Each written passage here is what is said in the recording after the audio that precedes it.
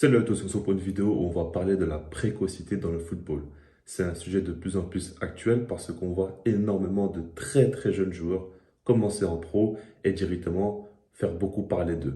Alors, j'ai quelques exemples directement à vous donner. Le premier, c'est Youssoupha Moukoko. Je pense qu'en termes de précocité, c'est un des meilleurs exemples parce qu'il a commencé dès l'âge de 16 ans en Bundesliga avec Dortmund.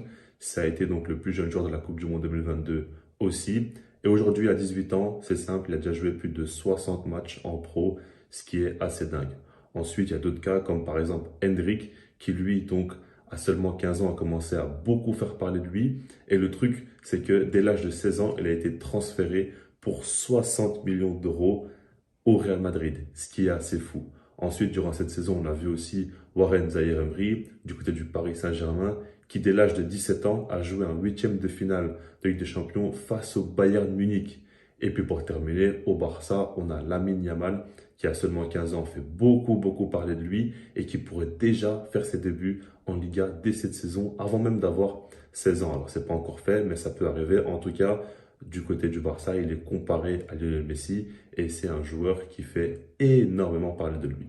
Maintenant, on va essayer de comprendre comment ça se fait que les joueurs commencent de plus en plus tôt comme cela et qu'est-ce qui se passe réellement. Je pense que ce qui est important pour commencer, c'est de parler du marché des transferts, de comprendre un petit peu le fonctionnement à l'heure actuelle. Comme vous savez, il y a des prix qui vont dans tous les sens. Les joueurs coûtent extrêmement cher très tôt.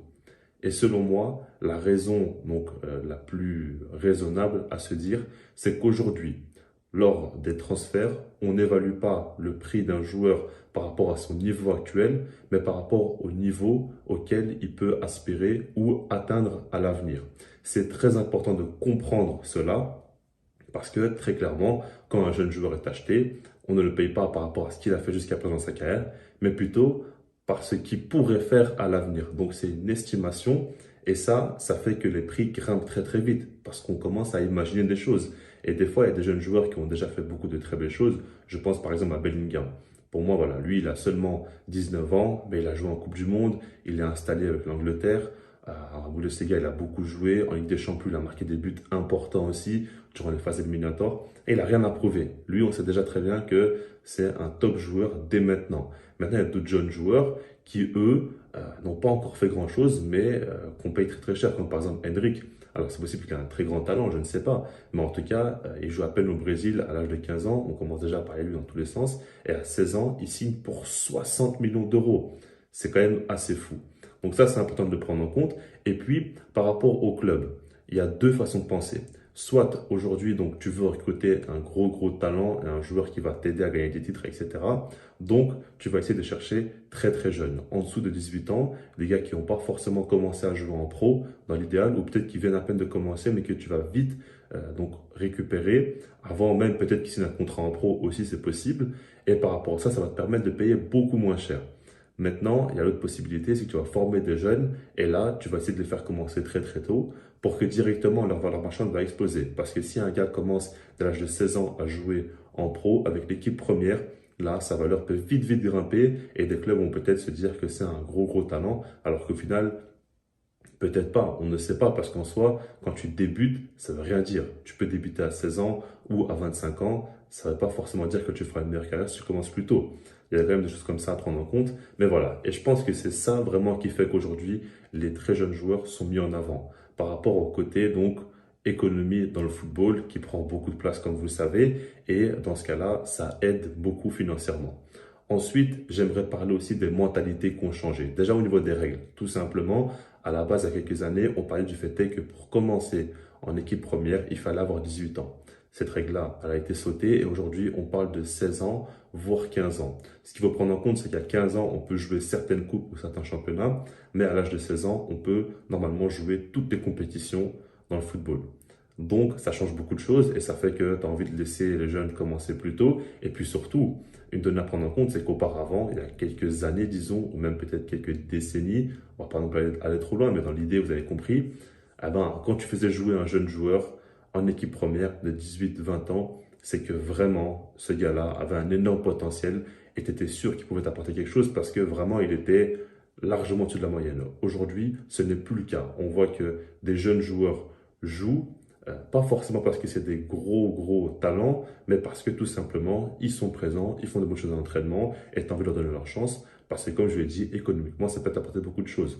Alors évidemment, il faut que sportivement, ça suit un minimum la route, mais dans l'idée, c'est un peu le processus actuel. On voit beaucoup de jeunes joueurs de 17-18 ans. Bon, 16 ans, c'est un peu moins le cas, mais des joueurs de 17-18 ans, c'est plus choquant. On en voit énormément dans tous les championnats et on en voit constamment. On parle beaucoup d'eux parce qu'on se dit peut-être que c'est les futurs cracks ou quoi que ce soit. Et donc, ça, c'est important de le prendre en compte. Maintenant, pour terminer, mon avis là-dessus. Alors, déjà, ce que j'aimerais dire, c'est que il y a une donnée aussi à prendre en compte, c'est le fait est qu'aujourd'hui, le football fait que les jeunes sont dans de meilleurs cadres. On voit qu'ils sont bien protégés. Un exemple bête, c'est le fait est qu'aujourd'hui, quand un jeune parle après un match, dans une conférence de presse ou quoi, il fait pas d'erreur. On voit qu'il est rodé. On voit qu'au niveau de la communication, il est préparé. Et par rapport à ça, les agents, etc., font tout pour que les joueurs soient directement mis dans les meilleures conditions pour être protégés. Ça, c'est important de le prendre en compte. C'est déjà bien pour les joueurs. Maintenant, je pense qu'il y a une donnée à prendre en compte aussi, c'est qu'on parle beaucoup de l'aspect sportif. Maintenant, il faut se concentrer aussi sur la famille. Imaginez-vous, maintenant, vous êtes dans une situation où vous n'êtes pas forcément très bien financièrement. Vous avez un jeune joueur qui a beaucoup de potentiel et par rapport à ça, dès l'âge de 15 ans, il fait quand même beaucoup parler de lui en Europe. Donc, tu vas pas forcément penser au sportif, à la carrière de ton joueur, mais tu vas plutôt penser au fait qu'un club pourra t'apporter un gros salaire et des garanties financières. Donc, tu vas directement le propulser dans les gros clubs et essayer de faire de lui tout simplement, soi-disant, crack pour le vendre au gros club. Et de là, tout simplement se faire de l'argent sur ton fils. Alors dit comme ça peut paraître assez brut, mais dans l'idée, je peux comprendre que certaines familles se disent quand même que c'est une opportunité en or. En plus, le gamin a un rêve de jouer au foot aussi, donc c'est pas non plus comme si tu vas l'envoyer dans un métier qu'il ne va pas supporter. Il va jouer au foot, il va faire sa passion en même temps, il va apporter beaucoup d'argent à la famille. Et l'aspect économique est beaucoup trop important. C'est pour ça que j'ai vraiment appuyé là-dessus. Je pense que c'est ça l'une des principales raisons pour lesquelles les jeunes joueurs jouent aussitôt maintenant, en fait. C'est ça le truc. Et par rapport à ça, honnêtement, je pense pas forcément que ce soit une mauvaise chose. C'est bien de donner l'opportunité aux jeunes, mais je pense que, on va dire, ils sont un peu trop surexposés aux médias. On en parle un peu trop, on en fait un peu trop, on met beaucoup de pression par rapport à eux. Regardez par exemple le cas de Henrik qui était en larmes il n'y a pas si longtemps que ça, donc avec son club au Brésil, parce qu'il subissait trop de pression. Et par rapport au fait que son transfert a été officialisé au Real Madrid, 60 millions d'euros, c'est énorme. Son club attendait plus de lui lors de ses derniers matchs par rapport à là, il lui reste à peu près 18 mois pour jouer. Il a eu une petite passe où il marquait plus de buts et il était beaucoup critiqué au pays. Enfin, pour moi, tout ça, c'est pas normal. Il faut toujours se rappeler du fait que les joueurs restent quand même des êtres humains, je le dis constamment, et encore plus quand c'est des jeunes comme ça. Imaginez-vous, tu as 15 ans, tu as 16 ans, et tu es associé à des chiffres, des montants, 60 millions d'euros ou quoi, ce qui est complètement fou. Et on perd un petit peu ce côté humain dans le football, et c'est ça qui me dérange le plus. Donc pour moi, il faut toujours rester quand même un maximum les pieds sur terre et se rendre compte de cela. Donc voilà, je m'envoie dans les commentaires ce que vous en pensez, et puis sinon moi je vous dis peace.